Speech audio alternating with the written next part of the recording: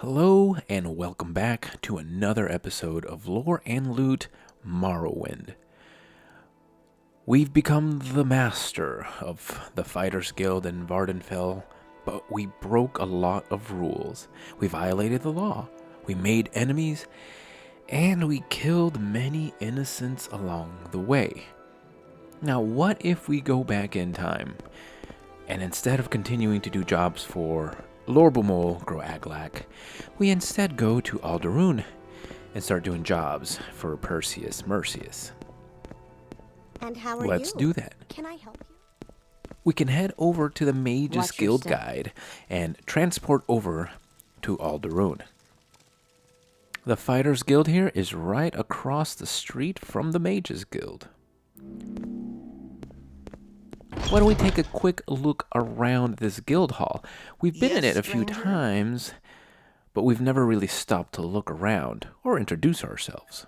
At the entrance is the Bossmer Scout, Baratus, who provides some training. Here is a door which leads to a bed, presumably belonging to the head of this chapter, Percius Mercius. A chest behind Baratus is for anyone to use. Down the stairs is our friend, Percius, of course. Well met, Outlander. What is it? Continuing on, we have the dining area, as well as a locked door. Here is Ergnir, the smith, who can repair our equipment at his forge, as well as sell us various weapons and armor.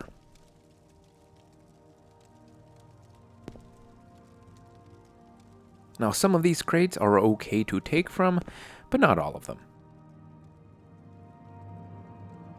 I'm ready for There are two matching sets of stairs that lead back up.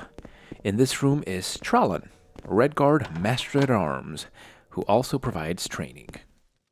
Greetings, Nord. What can I do for you? The other room is the bunk room, where everyone else sleeps when they are off duty.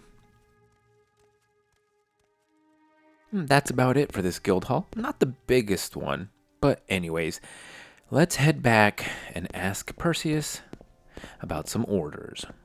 He'll tell us that he has a contract from a Dunmer named Uleen Henham, a young Buoyant Armiger, for us to go help her clean out a den of necromancers in a place called Vas.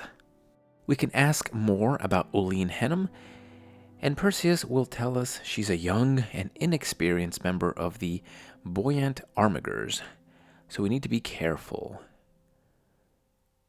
We can then ask more about Vas, and this will officially begin the quest, the Necromancer of Vos.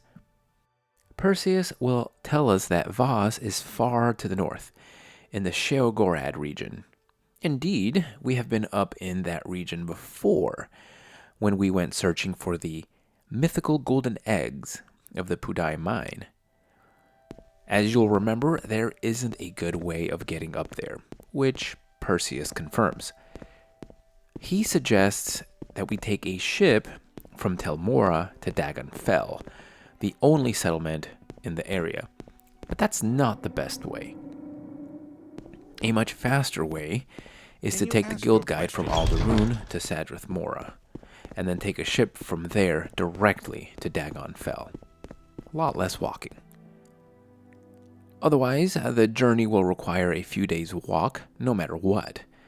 Now don't be confused, we're not talking about Vos or Tel Vos, the Telvanni Tower and corresponding town.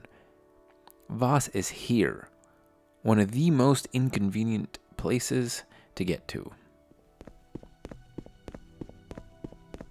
Anyways, while we get to the Sadrith Mora docks, why don't we talk a little about the Buoyant Armagers?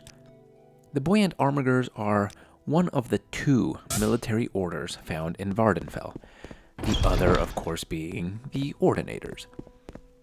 While the Ordinators mainly guard locations sacred to Vivec and the Tribunal Temple, the Armigers tend to travel more and can be found in more places outside of towns than the Ordinators. Although they both serve Vivec, or maybe, to be more accurate, because they both serve Vivec, they have a friendly rivalry with the Ordinators. The Armigers tend to wear light armor and favor short and medium blades and ranged weapons, which could mean they are more of a scout or assassin type warriors, but that's just an assumption on my part. Interestingly, the Buoyant Armiger is a class unto itself. Their specialization is stealth, giving a little credence to my theory. Their favored attributes are agility and willpower. The major skills of the class are marksman, light armor, destruction, short blade, and sneak, while they have minor skills in restoration, athletics, block, acrobatics, and speechcraft. If you'd like to roleplay as an Armiger, those are the skills you'd pick. Interestingly, our employer, Uline Henham, is not part of the Buoyant Armiger class herself. Instead, she is a witch hunter, which is a class that specializes in different skills. Anyways, once we are on the island, we are actually going to take the same path that we took in order to get to the Pudai egg mine. In fact, we're going to walk right by it.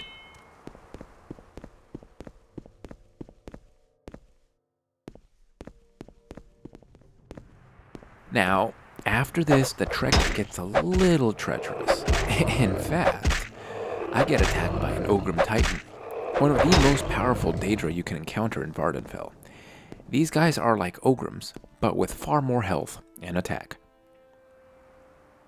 There's no real good way to get to the island where Vas is from here. You'll either have to fly, swim, or water walk your way to the island, and there are plenty of cliff racers, mud crabs, slaughterfish, and even drow to deal with on the way. I also recommend bringing along as many high-level healing potions as you can, not just for the journey here, but for the fights you'll encounter inside. Once we actually reach the island, we'll see Uline waiting for us outside of a Velothi tower. Now at this point you can talk to her and have her follow you and fight alongside of you. However, if we recall what Percius Mercius said, she is young and inexperienced. If she dies, he will not be pleased. You will receive no reward and his disposition will drop. This is why I recommend we go inside and clear the tower out ourselves before even bringing her in to help us fight the Necromancer inside. If you are a high-level character, you can expect to find some pretty tough enemies here. Bone Lords and Skeleton Champions alone would be enough to kill Uline. Down the end of the hall is a gathering place. Here you will see 3 House Tilvani members.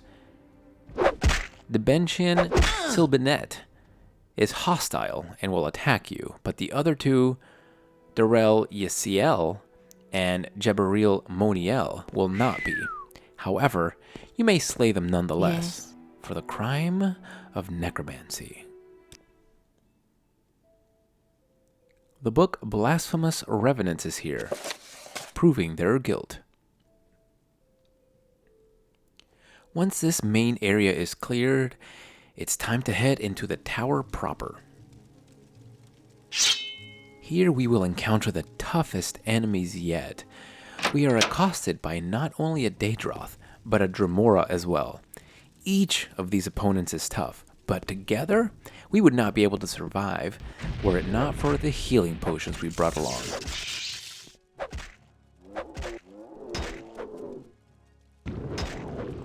This is another reason why I recommend leaving Uline behind.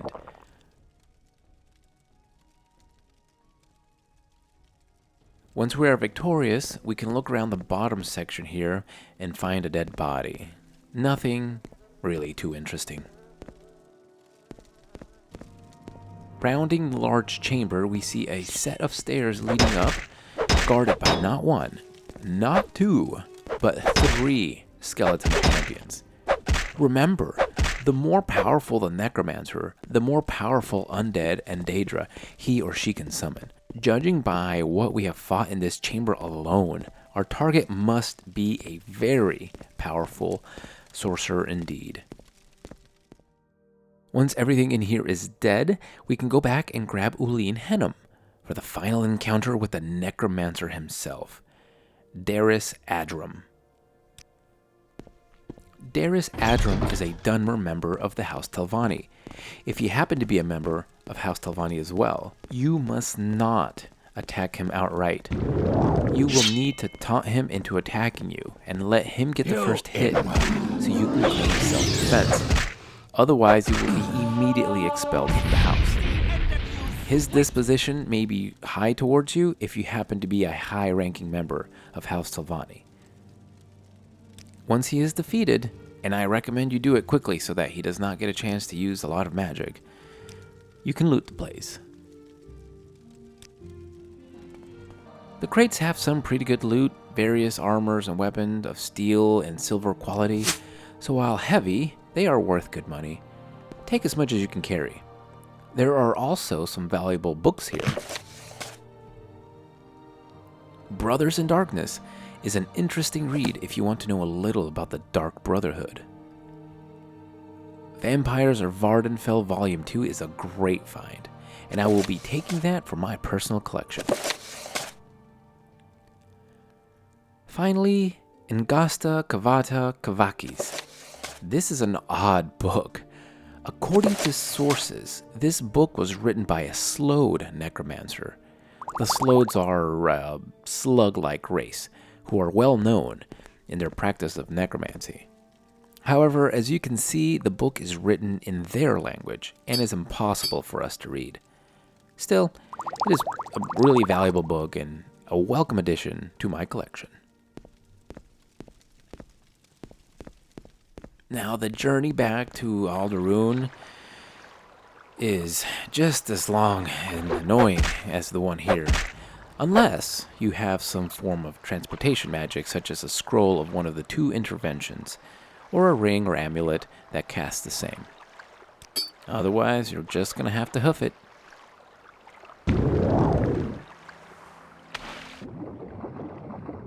Upon your successful return, Percius Mercius will reward you depending on how Uline's disposition of you ended. If she liked you 70 or above, you will receive 500 drakes. Otherwise, you will receive 250 drakes. Remember, if she is killed, you will receive nothing. And that will do it for the quest, the Necromancer of Vas. And that will also do it for today's episode of Lore and Loot. I hope you enjoyed this episode, and I will see you next time.